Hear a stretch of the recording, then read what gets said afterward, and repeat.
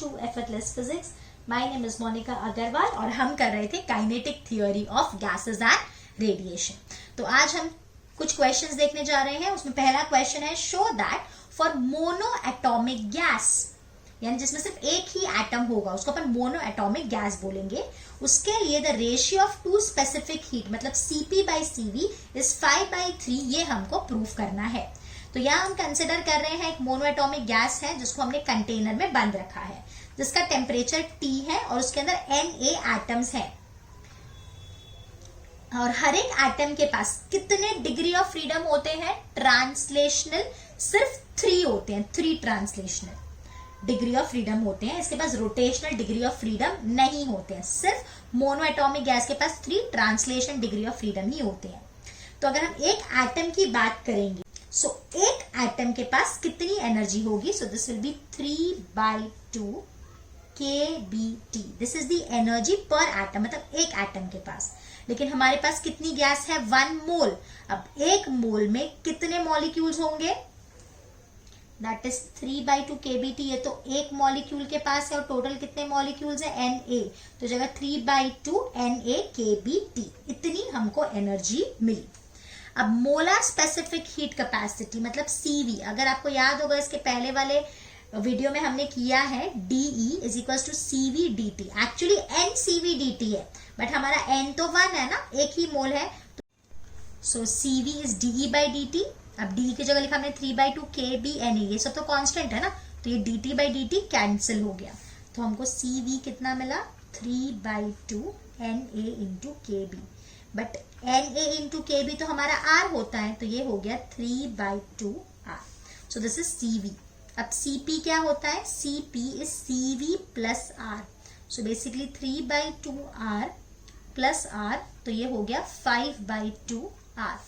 अब गामा क्या होता है? It is Cp/Cv.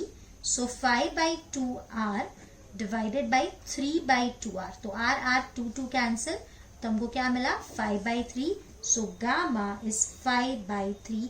यही हमको पूछा था और ये हमने प्रूफ कर दिया. अब जिस तरह से हमने मोनो एटॉमिक के लिए किया, अब हमको डाई एटॉमिक के लिए प्रूफ करना है दैट Cp/Cv इज 7:5. ठीक है, तो हम डाई एटॉमिक मॉलिक्यूल्स की बात कर रहे हैं, मतलब इसमें 2 एटम्स होते हैं such as O2, N2, CO, HCl. एक कंटेनर में एनक्लोज कर दिया. टेम्परेचर कितना है? T. अभी हम इसको रिजिड कंसिडर कर रहे हैं, मींस ये नॉन रिजिड नहीं है. नॉन रिजिड वो होते हैं जो वाइब्रेट भी कर सकते हैं. So here we are considering कि वाइब्रेट नहीं कर सकते, मींस दे आर रिजिड. तो अगर ये रिजिड है तो इनके पास 3 ट्रांसलेशनल है और 2 रोटेशनल डिग्री ऑफ फ्रीडम है, मतलब इनके पास टोटल 5 डिग्री ऑफ फ्रीडम है. वेरएज मोनोएटॉमिक के पास सिर्फ और सिर्फ 3 ट्रांसलेशन डिग्री ऑफ फ्रीडम ही था, वहां रोटेशनल भी नहीं था. ओके, तो अब इनके पास जो टोटल एनर्जी होगी, यहां हम टोटल की बात कर रहे हैं, हम एक मॉलिक्यूल की बात नहीं कर रहे. तो एक मोल में कितने मॉलिक्यूल्स होते हैं? Na. तो ये कितना हो जाएगा? 3/2 Na kBT plus 2/2 Na kBT. ये किसकी वजह से है? ये ट्रांसलेशनल की वजह से है और ये रोटेशनल की वजह से है. तो कितना हो गया? 5/2 Na kBT. This is the total energy. ठीक है, अब molar specific heat at constant volume, मतलब अगर अपन Cv की बात करें तो Cv क्या होगा? वही DE/dt. तो बिल्कुल पहले किया था, बिल्कुल वैसा ही है. तो यहां से अपन को मिला 5/2 Na into kB. This is the Cv. अब मेरा relation Cp minus Cv is R. So Cp is Cv plus R. ठीक, तो Cp हमको क्या मिला है? अपन इसको ऐसे भी लिख सकते हैं, बट Na kB को अपन लिख सकते हैं 5/2 R, वो लिख देते हैं. ठीक, तो ये हो जाएगा 5/2 R प्लस R. तो Cp कितना हो गया? 7/2 R. तो अपन को तो गामा पूछा है विच इज Cp/Cv. तो ये हो जाएगा 7/2 R डिवाइडेड बाई 5/2 R. तो ये हमको देगा 7:5. तो हमको यहाँ पे यही पूछा था और ये हमने प्रूफ कर दिया. ठीक है, अब यहाँ पे है ना बेटा, बेसिकली रिजिड हमने कंसिडर किया था तो वाइब्रेशनल नहीं था, लेकिन अगर यहाँ वाइब्रेशनल भी होता तो एक वाइब्रेशनल की वजह से यहाँ पे +2/2 NaKBT भी ऐड हो जाता। समझ में आ रहा है? तो फिर आंसर हमको अलग आता। तो ये हमने रिजिड के लिए कंसिडर किया है, नॉन रिजिड होता तो +2/2 NaKBT और ऐड कर देना, बाकी सब फिर प्रोसीजर इसी तरह से चलता है।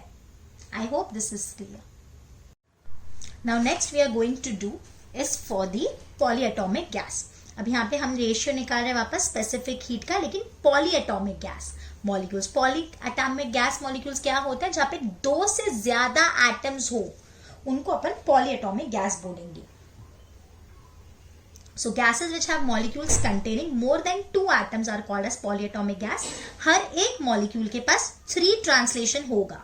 अगर ये लीनियर है तो उसके पास 2 डिग्री ऑफ फ्रीडम होंगे रोटेशन के, लेकिन अगर ये नॉन लीनियर है तो उसके पास रोटेशन के कितने डिग्री ऑफ फ्रीडम होंगे? 3.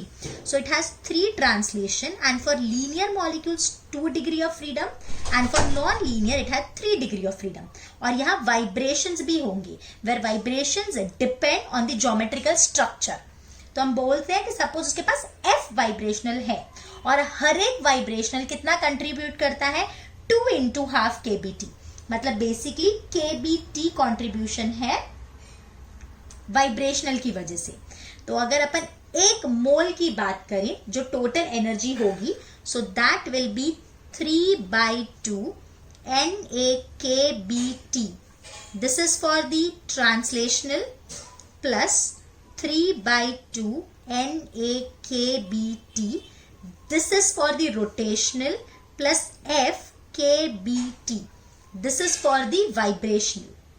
ठीक है, तो टोटल कितना हो जाएगा? 3/2 plus 3/2 is basically 6/2 NaKBT plus FKBT. सो 6/2 कितना हो जाएगा? 3.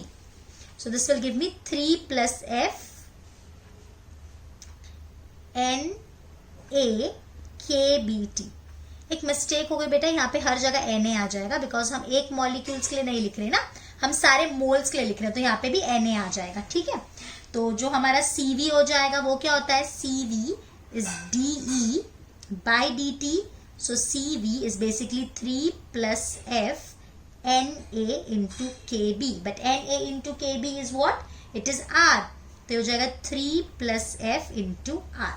अब वापस अपना Mayer's relation, Cp minus Cv is R. So Cp is basically 4 plus F into R. So gamma is Cp by Cv, which will give me 4 plus F by 3 plus F. So this is the ratio. Is this clear?